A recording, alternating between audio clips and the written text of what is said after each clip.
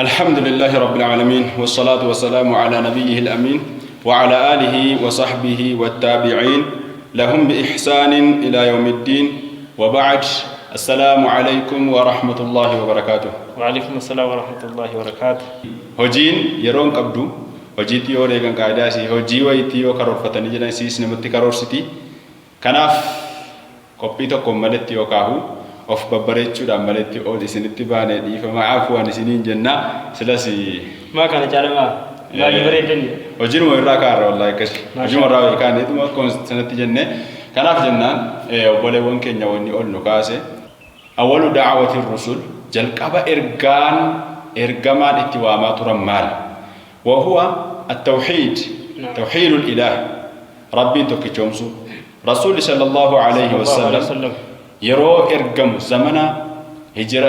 dhaloota isaarraa waggaa 40tti nabiyyummaa fudhatee ergame sana booda hamma waggaa 3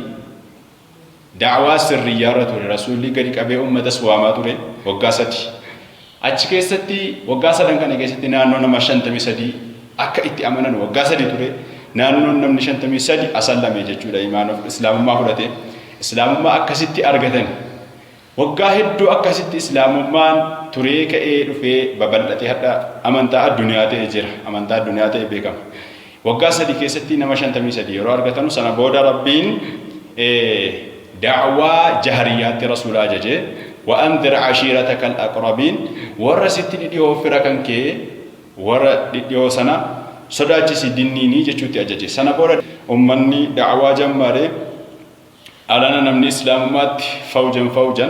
jamaan islaamummaatti seenu jammare diiniin babal'ate sanarraa kan ka'e Muhammad kun ummata keenya amantaa isa duraan abbaan keenya irra turan irkaa baasaara ummanni gaafa jechuu baru Muhammadin biyya sanarraa ariyate nabi Muhammadin alayhi salatu wassalaam ummatallee isatti amanan ariyate ummanni nabi Muhammaditti amanan kun garii yeroo sana ummat nabi Muhammadin sallallahu alayhi wasallam achitti dhiisanii gatii amantaa kana tiskuudhaaf jecha yookaan amantaa kana babal'isuudhaaf jecha biyya kufrii sanarraa gara biyya biraatti godaanan biyya keessaa kan dura itti hijiraan bahamte biyya kam laata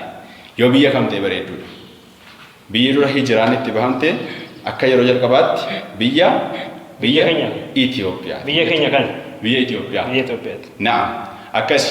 asxumaa namicha jedhamutu ture mootii biyya Itoophiyaati Najaashi jechuun beekama mootii biyya keenyaati nama sana biratti rasuuli sallallahu alayhi wasallam rabbi itti beeksisee biyya Makkaa ta'anii biyya Itoophiyaa keessaa biyya Habashaa mootii amanamaa kan namni bira dhaqe bira hin zallamamne jira achi deemaa jedhee sahaabaa erge sahaabaa wagga dhufan namni kun nasaaraadha muslima miti nasaaraadha diinii nasraaniyyaa Iisaa warra hammaa jiran kan akkasitti ture wagga dhufeetti mu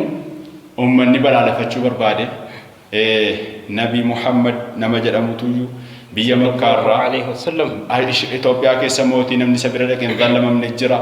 mootii haqa namaa eegu mirga namaa eegu aadila amanamaa jira achitti baqadhaan jennaan dhufne biyyi nu rabbashee akkasitti dhufanii itti matanii jennaan asuma maal isiniin jedha Muhammad kun jennaan akkas amantaa islaamummaatti nu ajaja dubartii awwaaluu waan akkasii gaa waan shari'aan nu guutuutti manii ittimnaan mee aayata fakkeenyaaf waahii Iisaa keessatti maal jedha waahii Yesuus keessatti maal jedha jennaan sanarraa illee aayatatti qara'ee kun jedhegaa asxumaan kun isiidhuma naamusuma nabiyyi duraatti bu'aa turte naamusuma Iisaa naamusuma Muusaatti dhufaa turte seeruma sana akkuma kanatti wahyiin rabbiirraa itti dhufti jedhee akkasitti dhugeesse sana booda ofii isaatiifis islaamummaa qabate namni sun muslima ta'e muslimummaa yeroo sanattu Itoophiyaa keessa seente jechuudha sana booda hijiraa lammaffaa karaa Madiinaa deemanii hijiraan jalqabatti godaanamte biyya keenya Itoophiyaati alhamdulillahi rabbil alamin biyyi amanamummaadhaan dubbatamte mootii isiilee amanamummaadhaan dubbatamte mootii biyya Itoophiyaati kanaaf hadda asirratti gaa dingatama dubbii keessa fiigee silaa ustaazee sirraa biyaasan koollee bareedu mootiin akkasitti islaamummaa kana babal'isuudhaaf jecha kan dhufne as geenye gaa wanni dubbii kanatti nu galche nabi Muhammad da'waa waamutti eegale bootaa wal gahiifaa godhee bootaa nadwaa bootaa itti wal gahanu ummata isaa walitti qabee zarii isaa walitti qabee achittillee da'waa itti godhaa ture gorsaa ture garii hammi rabbiin isaaf eejechuu godhe walga'ii sana irratti illee haddaranii akka Abu Lahab didanii jal'atanii warri kaan akka Abu Xaalib Muhammad hanassaramu jedhanii jarri yeroo sana walgahanii sabni Bani Haashim fi Bani Muxxalib guutuun walgahanii walga'ii sana godhanii Nabi Muhammadin nassaruu qabna jedhanii akkasitti ittiin bu'amu jedhanii nassaranii islaamummaa isaatii waliin sana booda didee dubbiin gaafa mudduu jammaru sahaabaa jala godaanaa jedhanii sahaabaa ajajanii Rasuulli sallallahu alaihi wasallam sahaabaan godaanuu eegalanii Abu Bakrii fi Nabi Muhammad achitti hafanii warri hammallee dadhaboon manguddoo fi daa'imni achitti hafanii islaamummaatu qabanu gariin immoo kan bicuusi qalbii isaanii lallaafintii qabus hafanii kan illee booddee rabbiin mu'minummaadhuma waamaa isaan komate jarra akkasiillee achitti hafanii Nabi Muhammadii fi Abu Bakriin salawaatullaahi wasalaamuhu alayhi sababii da'waa ummatatti godhanii jedhaniif jecha warri qalbiin isaa xiqqoo waa hubachuu hin dandeenye yookaan qalbiin isaa doomaa Nabi Muhammad sallallahu alayhi wasallam isa jibbuudhaaf biyya sanarraa geggeessan deem jedhanii reetanii faana bu'anii osoo ofiis kanuu akkasitti baqachiisanii biyya sanarraa baasanii Abu Bakrii fi Muhammad sallallahu alayhi wasallam walii wajjin ka'anii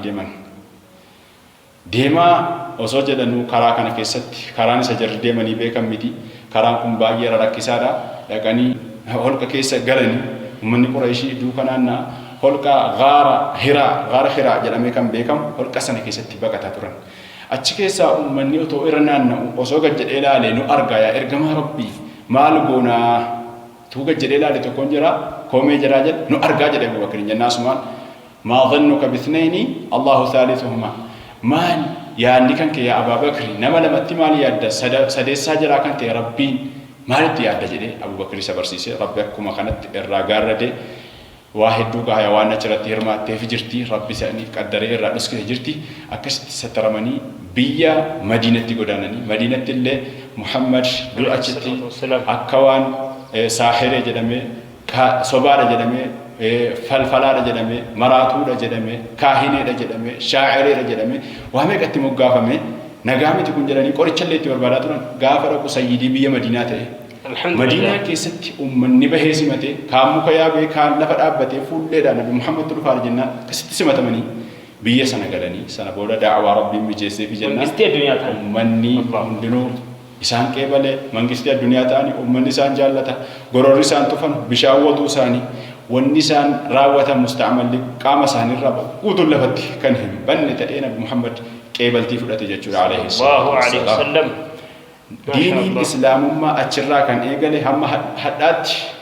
waamicha guddaadhaan malee diddiriiraa jira jechuudha. Kanaaf jennaan gaheen keenya maali? Islaamummaa kana rabbiin nuuf laaffisu hamma kutaa biraatiin walitti deebinutti. السلام عليكم ورحمة الله وبركاته. وعليكم السلام ورحمة الله وبركاته. شكرا جزاك الله خيرا بارك الله فيكم طول الله عمركم. آمين إن شاء الله.